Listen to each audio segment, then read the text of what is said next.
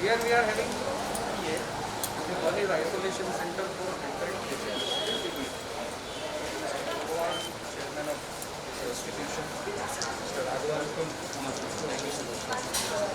Thanks for coming.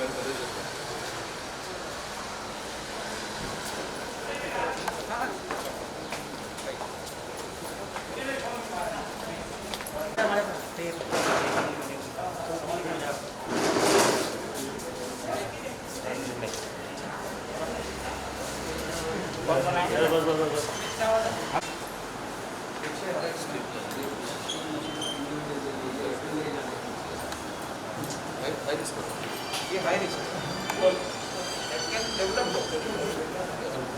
Sir थोड़ा आज नहीं है 4 दिन के बाद डिस्टेंस आराम से आराम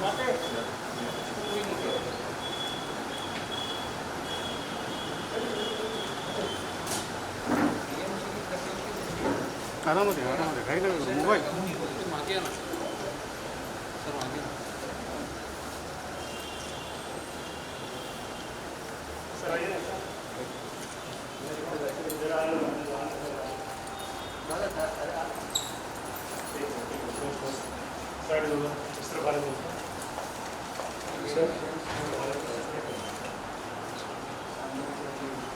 एक सेकंड ना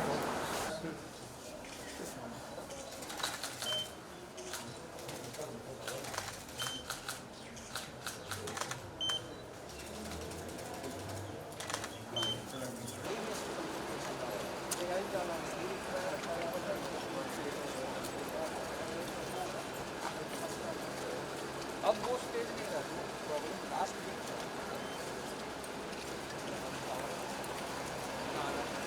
भाई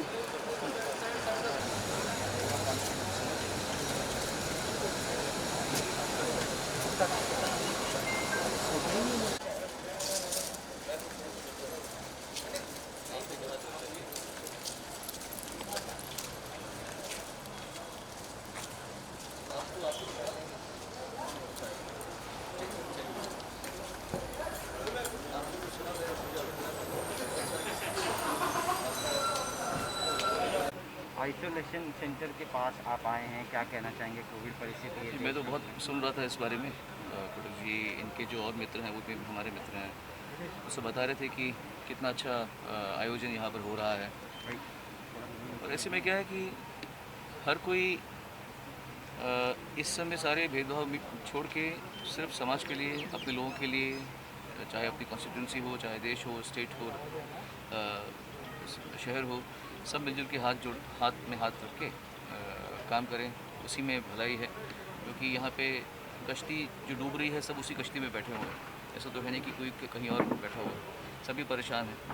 ये जो है पूरी जो यहाँ पे फैसिलिटी है बनाई हुई पूरी, ये हाई रिस्क पेशेंट्स के लिए है, जो लोग जिनके घर में कोविड पेशेंट्स पड़े हुए हैं और उनके पास कोई जगह नहीं है, उनको हो सकती है तकलीफ़। और जैसा कि कोटक जी ने खुद कहा इस बात को कि भगवान करे यहाँ पे कोई ना आए, भगवान करे कि ये बेड खाली ही रहे, क्योंकि कौन चाहता है कि ये बेड जो हैं वो भरे रहें और परेशानी लगी रहे और हम लोग परेशान रहें, वो लोग परेशान रहें। फिर भी एक पहले से फोरसाइट रखना आवश्यक है कि आप लोग यहाँ पे सब आयोजन जो हो रहा है, ऑक्सीजन सिलेंडर्स आप देखिए पीछे ये सब पड़े हुए हैं, मुफ्त में है, सब मुफ्त में है। जो आए जिसको ज़रूरत हो 2 घंटे की 3 घंटे के लिए या लेकर भी आना हो अपने घर में, वो भी आयोजन सब यहाँ पर कर रखा है। ऐसे ही है तो इस समय एक जैसे कह रहे पूरा भारत एक अखंड भारत होकर एक साथ खड़ा हुआ है। ऐसे मौके पर हम सब भी इसी जंग में सबके साथ ही हैं। एंड बाकी कोटक जी आपको खुद बताएंगे। आप पहली बार आए हैं और कोविड के बारे में जनजागृति कर रहे हैं, इससे पहले कोई बॉलीवुड सेलिब्रिटीज़ ने कोई बात नहीं की? ऐसी भी चर्चाएँ हैं समाज में, ट्विटर पर? नहीं, ऐसा नहीं, सब अपने हिसाब से कर रहे हैं, ऐसे हम नहीं कह सकते कि कोई नहीं कर रहा। क्या है, कुछ लोग करते हैं बताते हैं, कुछ लोग करते हैं नहीं बताते। ये भी तो ऐसा है कि मेरे हिसाब से हर इंसान अपना जो बेस्ट देना चाह रहा है वो दे। कोविड को लेकर डर का माहौल है? जी ज़रूर होगा, मेरे ख्याल से होगा। मैं इनसे टच में इतना रहता नहीं हूँ इसलिए। अच्छा सोनू जी, लगातार पिछले हमने देखा 2-3 हफ्ते से कोरोना के केसेस बढ़ रहे थे, हालांकि पिछले हफ्ते से ग्राफ कम हुआ है। आज कम हुआ है, बहुत अच्छा है। कम हुआ है पिछले जी। लास्ट 1 वीक से, लेकिन जी। अभी भी तीसरे वेव को लेकर एक आशंका जताई जा रही है। ऐसे में आप मुंबई शहर में रहते हैं, तो मुंबई वासियों को और ज़्यादा प्रिकॉशन लेने की ज़रूरत है।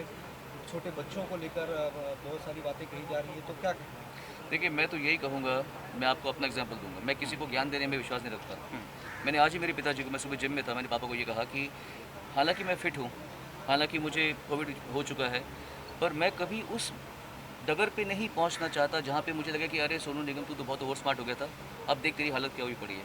तो ऐसे बहुत सारे लोग हैं जो ओवर स्मार्ट हो जाते हैं। एक तो प्रिकॉशन नहीं रखते, हाँ, उसके बाद में वैक्सीन नहीं ले रहे। तो मैंने आज ही यहाँ आने से पहले मैंने अपना ये देखिए एंटीबॉडी टेस्ट कराया। एंटीबॉडी टेस्ट अभी कराया मैंने, रिपोर्ट जो आज शाम को या कल जब भी आएगी उसके मुताबिक मैं तो वैक्सीन लेने वाला हूँ भैया। तो हर इंसान को पहली बात तो ये है कि वैक्सीन लेना चाहिए और उसके बाद में अपने मुंह को कवर रखें। हालांकि मुझे अच्छा लग रहा है कि आप लोग मेरी आधी शक्ल देख पा रहे हैं, लेकिन अगर मैंने उतार दिया तो फिर बोलेंगे अरे सोनू निगम तूने मास्क निकाल दिया। तो मैं इनको भी फर्स्ट टाइम मिल रहा हूँ, पर इनकी पूरी शक्लें देख पा रहा हूँ मैं। आधी फ़ोटो देख के आधा वो करके मैं मैच करूँ इनकी शक्ल को। पर ये ज़माना ऐसा है भाई, क्या करें। ऐसे ज़माने में आपको ये करना ही पड़ेगा, प्रिकॉशन लेनी पड़ेगी अपने लिए, अपने बच्चों के लिए, अपने तो फिर वो शक्ल फोटो में देखनी शक्ल में देखनी पड़ेगी आपको, फिर फुल शक्ल आएगी और फोटो में आएगी पूरी मुंबई शक्ल। की हालत पर कुछ कहना चाहेंगे क्या? यहाँ पर व्यवस्थाओं को लेकर बहुत बार सवाल उठता है। आपके साथ में मनोज कोटक जी हैं, आए दिन बहुत सारे बयान उनके भी जारी होते हैं कि यहाँ पर अस्पताल हो, ऑक्सीजन हो, तमाम सारी समस्याएं हैं, प्रशासन उसको काबू में नहीं ला पा रहा है। क्या कहेंगे, आपको क्या लगता है? देखिए, ये एक्सपर्टीज़ वाली बातें तो आप इनसे पूछें, क्योंकि मैं तो सिर्फ वही सुन रहा हूँ जितना आप सुन रहे हैं न्यूज़ के माध्यम से। पर असलियत क्या है, सच्चाई क्या है, ये मनोज जी आपको बताएंगे। मैं तो यही कहूँगा कि मुझे इतना भरोसा है कि हिंदुस्तानी लोग जो हैं वो हैं बहुत चालाक और बहुत कमाल के लोग हैं, जुगाड़ू लोग हैं। ऐसा नहीं होता कि वो लोग हमेशा वो औंधे मुंह पड़े हो जाएंगे और फिर लोग बोलेंगे, हंसेंगे कि ये कैसा देश है। मैंने देखा है कि हमारे जो देश के लोग हैं भले ही थोड़ा लेट स्टार्ट करते हैं, लेकिन वो पकड़ लेते हैं गाड़ी को। तो मुझे ये उम्मीद है कि हम लोग, मैं मुंबई की बात करूँगा, महाराष्ट्र की बात करूँगा, हिंदुस्तान की बात करूँगा, हम लोग पकड़ लेंगे। हम पकड़ रहे हैं ऑलरेडी, अच्छा हो जाएगा। सोनू जी सोशल मीडिया पे बहुत से सेलिब्रिटीज़ कोविड के बारे में बात कर रहे हैं, लेकिन जो बात कर रहे हैं, जो मुद्दे रख रहे हैं, उनके अकाउंट सस्पेंड किए जा रहे हैं ट्विटर की ओर से, जैसे कि कंगना रनावत जी, उनका हाल ही में अकाउंट सस्पेंड किया गया है। इसको आप किस तरीके से देखते हैं? मैं एक्चुअली इतना इस बारे में कुछ कमेंट करना चाहूँगा नहीं ऑनेस्टली, क्योंकि मैं ट्विटर पे हुई नहीं, और मैं क्यों नहीं हूँ आप लोग जानते हैं। तो जब मैं किसी प्लेटफॉर्म को सपोर्ट ही नहीं करता तो मैं उसके बारे में क्या कहूँगा, बस। Thank you.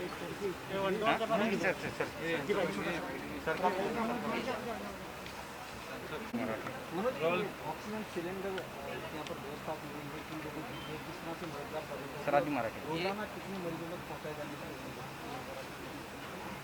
आपण बघतायत की गेले 10 दिवस आपण ऑक्सिजन कॉन्सन्ट्रेटर 150च्या वर मुंबई नॉर्थ ईस्ट कॉन्स्टिट्युन्सीमध्ये आपण वाटलेत आणि आपले कार्यकर्ते आणि नगरसेवक हे लोकांपर्यंत सुविधा देत आहेत। आजपासून मोफत ऑक्सिजन सिलेंडर सेवा, ज्यांच्या घरात पेशंट असतील त्यांनी आमच्या जवळच्या ऑफिसमध्ये संपर्क केला जिथे ऑक्सिजन कॉन्सन्ट्रेटरची ऑलरेडी व्यवस्था आहे, तर त्या पेशंटसाठी हे सिलेंडर मोफत अवेलेबल असतील।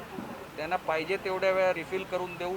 छोटे मोठे सर्व प्रकाराचे सिलेंडर आता अवेलेबल आहे आणि आमचा प्रयत्न आहे की ईशान्य मुंबईमध्ये कुठेही ऑक्सिजनच्या कमतरतेमुळे रुग्णाला त्रास झाला अशी स्थिती येऊ नये।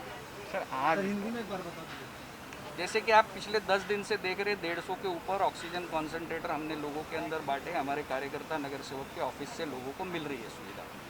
आज यहाँ पे ऑक्सीजन सिलेंडर की सुविधा, ईशान्य मुंबई में किसी पेशेंट को ऑक्सीजन के कारण परेशानी हुई ऐसा न हो, इसलिए ये सुविधा है। ये सुविधा निःशुल्क है, इसका लाभ कोई भी उठा सकता है। जिनको आवश्यकता है वो हमारे नज़दीक के ऑफिस में संपर्क करके ये ऑक्सीजन सिलेंडर पा सकते। सर मराठीत सांगा की ज्या प्रकारे पत्र लिहिलं जयंत पाटलांनी आणि बाळासाहेब थोरातही म्हणतात की केंद्राकडून मदत मिळत नाही, वॅक्सिन मिळत नाही, 4.5 लाख वॅक्सिनेशन्स ड्यू आहेत, अशामध्ये तुम्ही कसं पाहता याकडे? मला वाटतं की 50% जेव्हा राज्याला विकत घेण्याची मुभा मिळालेली आहे तेव्हा तो न वटलेला चेक किंवा सही न झालेला चेक याच्यावरती भाष्य करणंच उचित राहणार।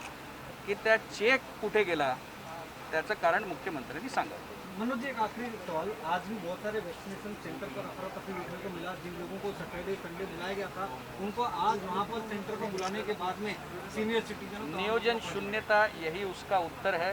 महानगर पालिका खुद नहीं जानती कि वो हैंडल कैसे करे. 60 साल के ऊपर वालों के लिए ड्राइविंग की सुविधा देंगे ऐसा बोलते हैं और 47 ईयर के फरहान अख्तर को वहाँ पे वैक्सीन दी जाती है.